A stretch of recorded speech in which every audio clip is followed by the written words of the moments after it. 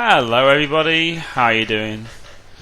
I want to do a quick first impressions video of Risen 2. I've been playing this game for like 13, 14 hours, so I've been, I'm fairly into the game now. I will do another video when I finish the game just to round up my final ideas, feelings for the game.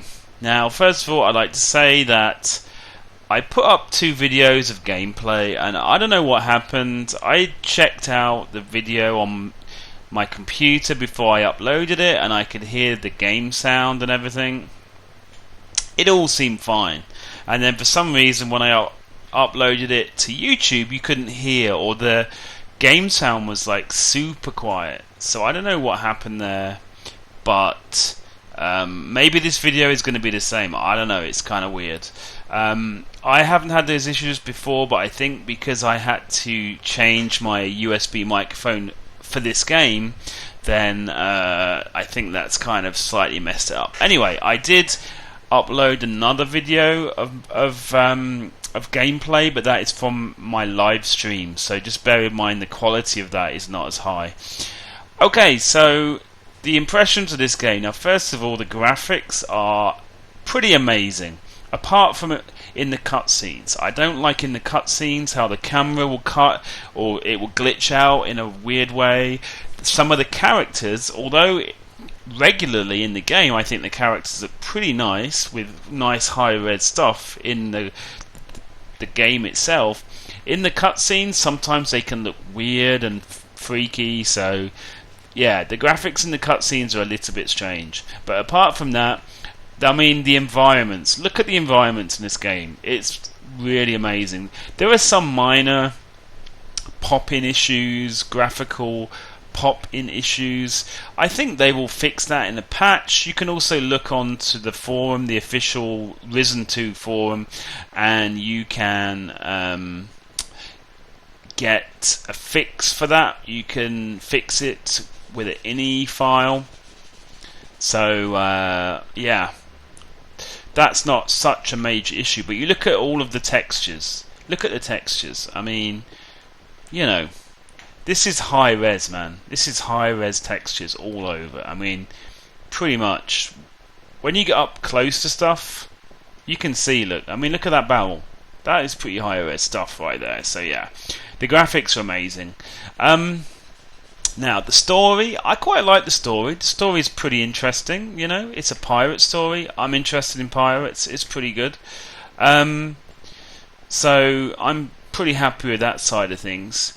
I'm enjoying the game in that it's very similar to Risen 1 in that you can't just steal from people. You have to steal from people carefully so they don't see you. Otherwise, if they see you, they'll be annoyed with you and they won't talk to you and stuff like that. So, it actually has a meaning, so that's good. The quests, I think that the quests have been relatively interesting for me.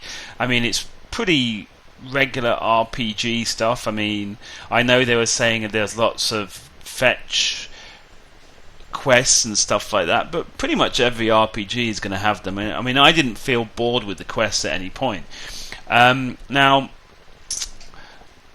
one thing that I think is a little bit annoying is there are bugs. Now, I've been playing this game for 12 hours approximately, and excuse me, I've had about 3 or 4 of the quests I've not been able to finish due to bugs. And the game seems kind of buggy, and it's bordering on, at the moment, being game breaking. For example, at the moment, every time I try to steal from someone, the game will crash. Now, I don't know why it is doing that, and I've not heard anyone else with those kind of issues. But for some reason, that is what it is doing. So I don't really know why it's doing that, but it is. And I've not heard other people who have had that issue, but I am really having that issue, so it's very annoying. And like I said, there have been some quests I've not been able to finish because of that. reason. And also, well, I just finished a quest with the Earth Titan, and uh, let's just say, I don't want to spoil things, but let's just say an item that I needed to finish the quest got bugged out when he died, when the big boss, the Earth Titan, died. For some reason, the item I needed, it wasn't there. So that's another quest that was bugged out, and I had to do it all over again, and that was very annoying because it was a big boss. So I think they will fix this stuff. You need to give them a little bit of time. They will patch out a fix for this, but it's a little bit annoying at the moment, really. So overall, I'm enjoying the game. I really am, but it's slightly frustrating that it's kind of buggy, and the bugs are starting to get game breaking. At the beginning, I was like, oh, there's some bugs, but it's not too bad. But when it gets to the point where you can't finish a quest because of a bug, then that's when it's kind of got to a point where you need to be, yeah, this is a bit too much, It really is a shame, because this game is a really fun game, and it I'm hoping that they can fix those kind of bugs with quests and with items and stuff like that. I hope they're able to fix that, and then then you could wait like a month or so until all that stuff is fixed, and then you would be able to enjoy the game a lot more, because you don't want to be playing a game where you get those kind of bugs where you can't finish a quest. I don't know if other people have also been having that, or only me, but you maybe need to look on the forums to find out more about that. Yeah. Now, a big thing for me is the combat. Now, the combat is not bad, but it feels slightly stiff. Now, I don't know for the life of me why they took the dodge feature out of the game. In Risen 1, there was a dodge feature, and the dodge feature was pretty good, and the combat in Risen 1 was hard, but it was fun. Now, in this game, I'm not liking the combat as much as in Risen 1. It's okay, kind of hack and slash, but the thing that's annoying is when you block, the enemies can basically still hit you through the blocking, and your character movement is not fast enough. It's very hard for you to move away from a creature fast enough so that he doesn't hit you, and his attacks seem to zone in on you, so it kind of makes it hard for you to dodge his attacks. All you can really do is look at the pattern of what an enemy is doing and try to work around that and attack them when they are weakest and stuff like that. But it can be annoying, and it feels slightly stiff in my opinion, the combat.